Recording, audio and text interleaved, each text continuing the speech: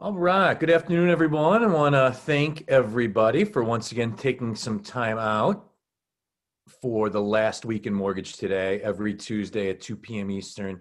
Myself and handpicked lender member of ours, just kind of going through all the latest in our industry over the course of the last week, spending a little time talking about the issues most pertinent to mortgage lenders as part of it as well. Keep these to 30 minutes. We'll be done by 2:30 Eastern. And like everything we do here on TMC Connect, strive for interactivity. So any questions, comments, thoughts, anything you have, feel free to drop it in the chat or the Q&A, and we will talk about it and talk through it at any time. So super pleased this week to have Lisa Lang, the SVP Mortgage Operations for Capital Bank, here as our co-host this week. Lisa, thanks for joining me. Thanks for having me, Rich. Capital Bank in the DC area, commercial bank. Lisa, you guys will come up on close to $1 billion in mortgage production this year? We will. We're going to fund $1 billion by probably October 15th this year. So it's been a huge year for us. What's the real estate market just in general, like the DC area? Is it hopping? What's going on in the DC Very area? competitive. We lend in all states, so we're noticing it everywhere. But in the DC area, the Eastern Shore area, we are seeing on purchase transactions, multiple contracts within a day, and we're starting to see escalation, clauses. We have to do quick turn times on purchases in order to be competitive, less than 30 days. And now we're starting to see multiple requests for closings less than 25 days. Damn. Yeah. You weren't at the Amy Coney Barrett Senate confirmation ceremony the other day, were you? I missed that because I need to work and stay healthy. So. All right. Yeah, well, it's probably good you weren't there. Yeah. So, all right, cool. Well, let's get into it. The news of the week, really, in the mortgage industry. There was a lot of, some more positive leading indicators that tend to paint the picture that this fall and winter is going to be far from slow. We'll get into those in a moment. We had some large independent mortgage banks that went public or announced they were going to go public, kind of funnel up Rocket Mortgage. We had United Wholesale and believe Caliber and AmeriHome and Loan Depot all expected to, which could change the competitive landscape dramatically. That's something else I want to get into you with a little bit as well. And and then we're just going to talk through some of the industry issues everybody's dealing with right now related to business and return to work. So let's get after it. And anything I didn't mention or anything anybody wants to talk about, again, please feel free to share it via the chat and we'll get into it. So So Lisa, let's start by talking about just the way you run operations for big bank and $1 billion in mortgage production. I mean, this fall and winter, I think we've seen enough indicators now to tell us we're not getting, the Game of Thrones winter is coming, doom and gloom, right? Yeah, the expectation is, like everyone, that we will continue to stay extraordinarily busy for the foreseeable future. Yeah, we're now starting to work on, in the next couple of weeks, our planning, our numbers, staffing, all of that for 2021. But as an organization, I think the senior leadership, executive leadership, the expectation is mortgage will have another strong year in 2021. Are you starting to think through, it's looking like 2020 is going to be a record year for the mortgage industry? Who would have seen that coming? My God. So I can't imagine anybody in their right mind is going to be budgeting a bigger year, all things being equal, growth and all that, next year. But how are you, I guess, as you start the budget process, like 75% of this year, 50, or have you got that far yet? How you're looking at 21 from a production standpoint? We haven't gotten that far yet, but we have, like probably most people, we've been fortunate where we've been able to add some additional resources to handle our capacity. And all departments, we have a huge push for cross-training so we can leverage employees in different departments to kind of help offset a lot of the volume that we're seeing. And our model just isn't typically that we just hire a bunch of people to let a bunch of people go. We like to scale and grow. Um, and with that, a lot of our staff takes on additional volume, but knowing when it turns, we don't have massive layoffs either. So we're continuing to try and come to a number to have that balance for next year as well. It's tough. I mean, having worked for banks over the years, like banks don't like to lay people off, and that's a great thing. But it doesn't necessarily jive with the cyclical nature of the mortgage industry. I'd argue that is an advantage that IMBs have had from time to time in the industry, just their willingness, ability to ramp up, ramp down. And what about, and now another thing that just we've heard members is outsourcing. That's been a tool that a lot of members have used this year to not have to just hire, fire. Is that something you've We done do. at all? We Yep. leverage our third-party resources. For instance, we leverage closing. We have in-house closers, but we also leverage a closing company for that Okay. exact reason. We also will utilize our MI partners for underwriting as well. And I utilize a post-closing department for our final documents. Actually, they're a member of TMC, and that's been a huge benefit for the back end as well. So anywhere I can leverage our third-party resources, we do. Okay, cool. We have so many depository members that are like, listen, I would love to outsource. I would love to do this. I would love to do that. Like, I can't get our CEO to go along with it. Any advice on how you sell that? Well, do a cost analysis.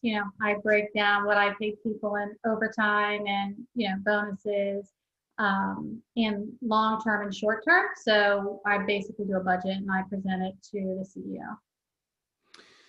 So, taking this topic a step further, I was just having this conversation with somebody a couple of days ago. Like, if you go back 9 months, a year, I think most of us thought, like, the mortgage operations process, the mortgage manufacturing process would be infinitely less human 3 years from now.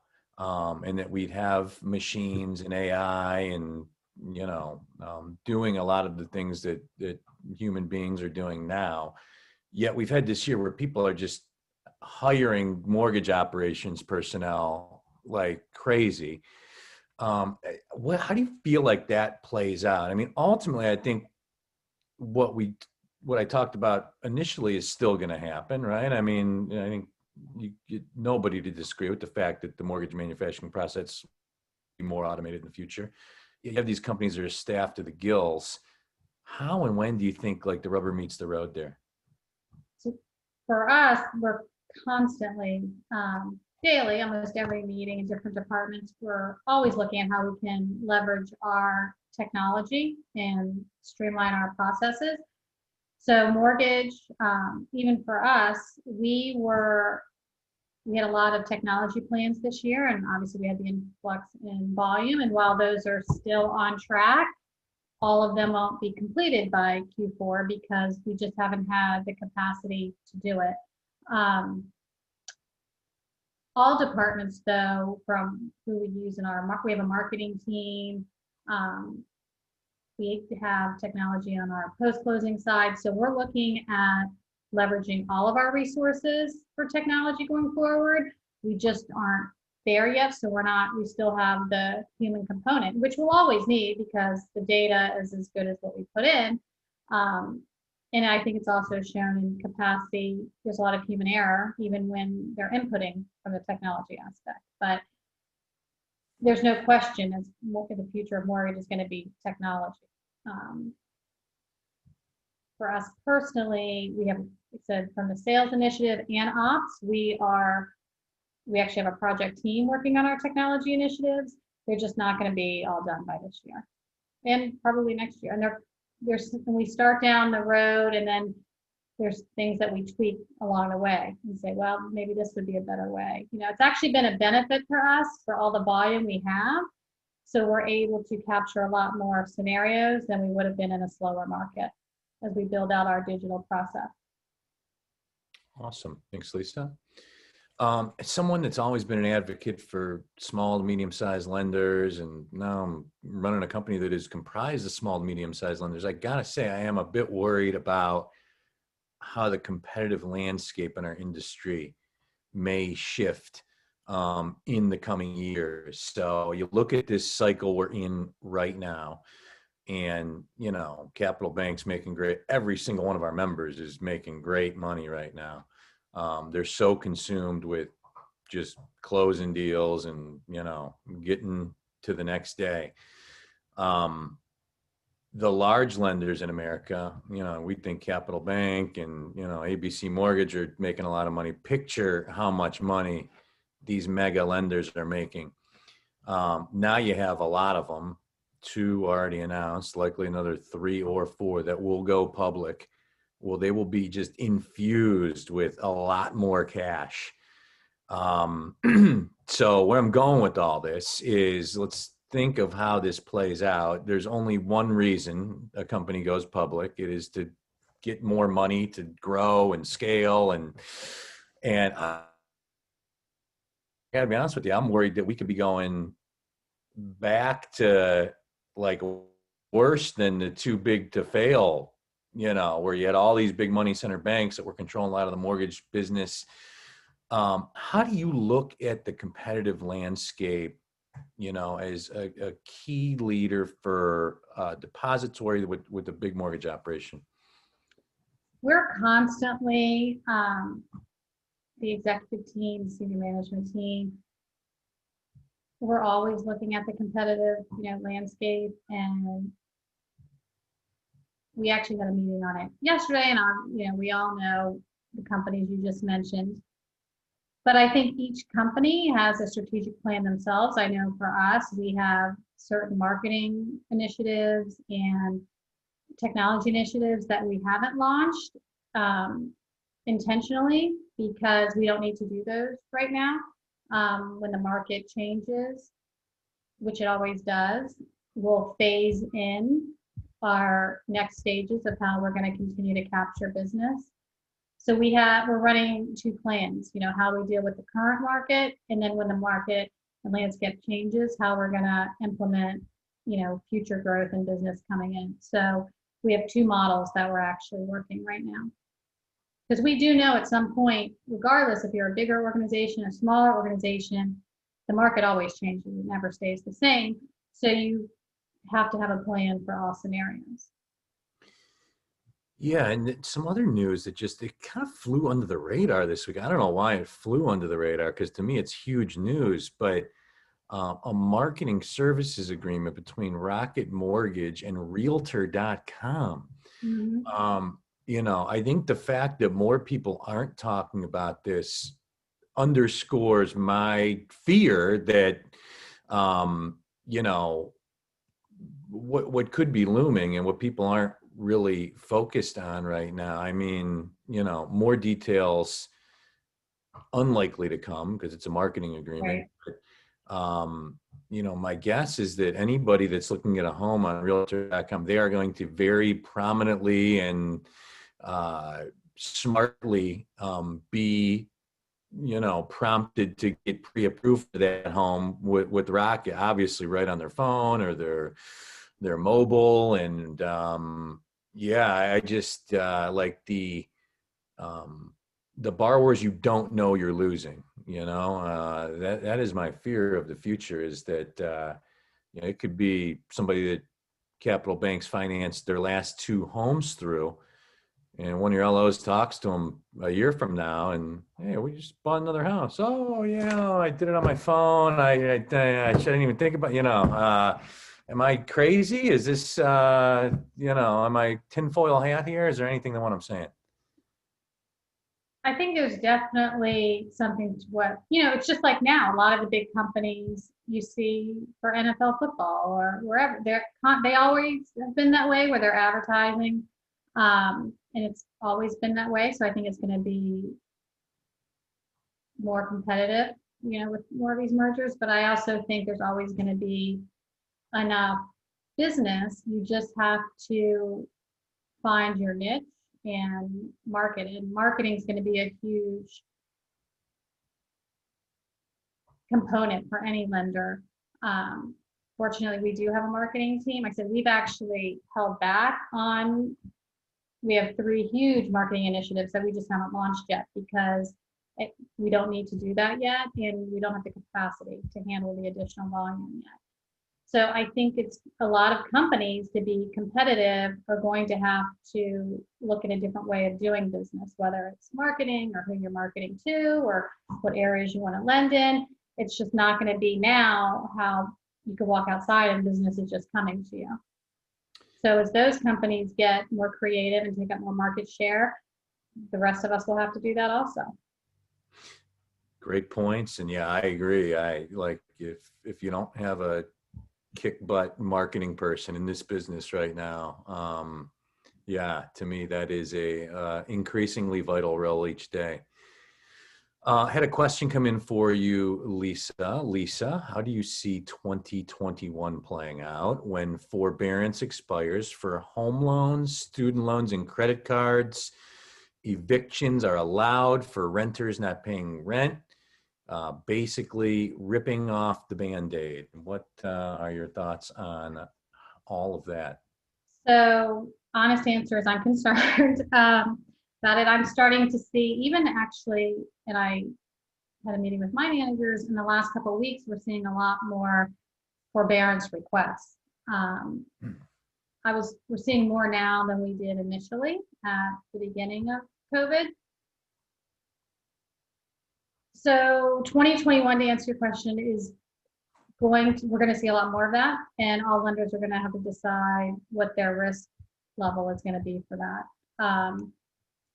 For us currently, we are not doing any loans in forbearance. If anybody has had a forbearance in the last 90 days, we will not originate and close that loan. So it's something I'm watching closely, but 2021 I think is going to be absolutely more prevalent than what we're even seeing now. Thanks, Lisa. We got about 10 minutes left. Any thoughts, questions, comments anybody has, please feel free to drop those in the chat or the Q&A, and we will talk about them. Lisa, let's talk about the work from home thing. In a nutshell, I think like March, April, May, people are like, oh my God, this is great. Productivity's up. People love it. And, you get into this part of the year and it's just like, oh my God, like, all right, how do I maintain stickiness and culture with my staff, and everybody's burnt out? How has that gone for you in general, Capital Bank? And then 2, are you starting to talk about returning people? What's your philosophy on that?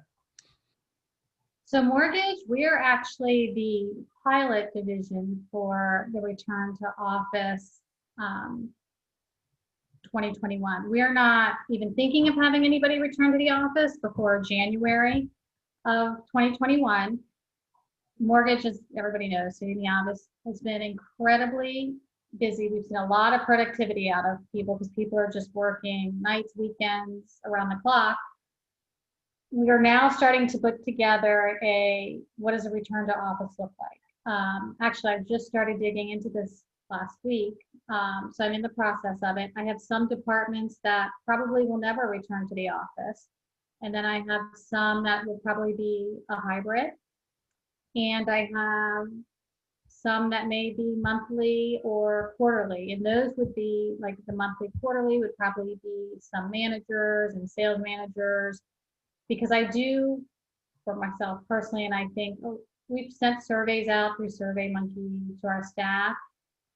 People do want to be able to see their peers and at least have the option every once in a while. So we are working on developing that plan. For instance, through all of COVID now, the only department that's been in our office is post-closing, because that's been a department that just is a little more labor and paper intensive. But that's the department we're also focusing on automating as much as we can right now. Thanks, Lisa. A couple other questions. Lisa, do you know what percentage of your forbearances are for non-owner occupied because the renter is not paying rent? I actually don't have an exact number because and I can dig into it, but we have not been doing any loans in forbearance. So when a loan officer takes a loan, and we see it on the credit report, and I think everybody sees it will say natural disaster. We have what we call an exception form, and that has to be submitted to the head of secondary, myself, and head of underwriting. And we have not been moving forward with those loans at this time. We had a question come in about, do you hear anything about HARP returning? I have not heard anything. I think it would have to get worse, like a decent amount worse than it is now in terms of the forbearance numbers. And I haven't heard of that returning yet either. You mentioned something earlier I wanted to circle back around to, which is cross training. And you talk about how do you maintain efficiency through different types of volume cycles without just hiring and firing like a madman. And having a cross-trained, versatile staff is clearly one of the answers there. But I've heard from some members that if it's training new employees or cross-training existing employees, their frustration level at how much more difficult it is to do all that virtually. Fortunately, we've been utilizing Zoom and GoToMeetings. So I really haven't had, with the training, any negative feedback on that. I actually think most of our employees, it gives them the opportunity to see people face to face, so they embraced it. And we have had we have loan officer assistants on the front end, but they also know our back end for closing. Like they'll go into the office and they're happy to see people. And we've had a member of our secondary team jump in and help on the shipping side when they got busy.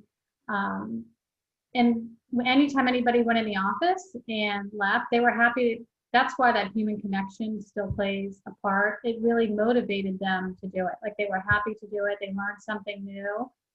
And it almost re-energized those individuals. But when we're onboarding new people, for instance, we've onboarded a couple underwriters right now, we just don't send a GoToMeeting with no face with the name. It's either Zoom or GoTo. So they have team meetings with their team, like the underwriters will be on there, the underwriting manager. So you can feel like you're part of the team and not just a number sitting in your house. And something else you mentioned earlier that I wanted to circle back to was just the competitive climate, just how hard you're fighting and competing for every deal, and a lot of requests to close purchase loans in 20 less than 30 days. In this kind of climate, I guess what are some of the things that you're, obviously it boils down to the information you get up front from the borrower and through the LO, and has technology improved that process in your opinion? And what are some of the things you're doing up front to put yourself in as good a position as possible to be able to close these quick purchase deals? So any purchase deal that has to close in less than 30 days has to be approved by myself and also my processing manager and underwriting manager. So the loan officer would send the request, and the expectation is they get the initial documents. We have a checklist of what we need in the file, and then it goes on everybody's radar. So, and I can track it through the system because we don't ever want to miss a purchase closing date. So hence that's why we need the approval. So we can track that loan and make sure it gets through the process. And the processing manager will assign it to someone, or she'll take it herself on the less than 30 days. And then the underwriting manager, it's on her radar, so she knows to sign it out, or she'll do it herself just so we can hit those closing dates on time for purchases. We know that at some point, nobody knows when, but refinances will dissipate. So we need to be strong in our purchase execution. Awesome. Got another question come in for you, Lisa. Do you know of any third-party training companies of loan officer assistants? Not of loan officer assistants. It's funny because as everybody gets busy with training, and we also looked at third parties, and those were just hard to curtail to our business model. So we spent a lot of time training our department managers So then they could, train the trainers, and they trained. And everybody's system is a little bit different. So our LOA manager will train our LOA assistants, and she will also, it just happens to be a she. Um, she'll also pair them up with another LOA, and they can share screens and things of that nature and different types of loans, so the person doesn't feel like training's done, and they don't have any other resources. We had somebody chime in. I think Zinix has an LO assistant training program on the chat. So LO or LO? You said LOA. yeah, yep, for Zinix. So so we got just a couple minutes left. If anybody has any other comments, questions, this would be the time for them. But so Lisa, I wanted to end by, so your pretty decorated career in mortgage ops. Any, things this year, like aha moments or things you implemented that were particularly effective, or and it's been a crazy, wild roller coaster ride here since mid March. Are there any things you would specifically point to that really has helped you at Capital Bank navigate these last 6-7 months in particular? In April of last year is when the spigot, turned on, and fortunately we were already in process of, bringing on some third-party vendors, cross training. Those are some of the things that really saved us, because until we were able to add the additional resources, we really had to leverage those people.